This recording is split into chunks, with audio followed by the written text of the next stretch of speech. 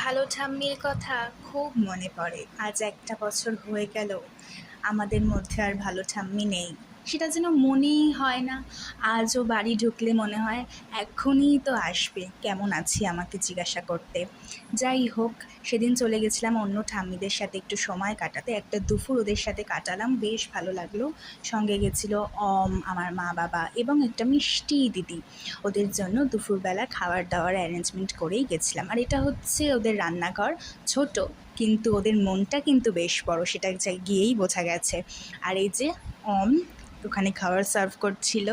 অমকে দেখো, কি আনন্দ পাচ্ছে। ওদের মুখের হাসিটা দেখে সত্যি নিজের মুখেরও হাসিটা ফুটে উঠছিল। ওরা এত শান্তি আর তৃপ্তি করে খাচ্ছিল, দেখেও ভাল লাগছিল। আর স্পেশাল থ্যাঙ্কস ভালো ঠাম্মির ছেলে মেয়েদের, ওরা আমাদের মন খুলে আশীর্বাদ করেছে, আমাদের জন্য মঙ্গল কামনা করেছে।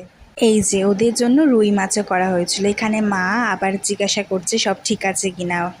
আর তারপরে ওদেরকে খাবার দাবার দিয়ে ওদের মুখে হাসি ফুটিয়ে আমরা বাড়ির পথে রওনা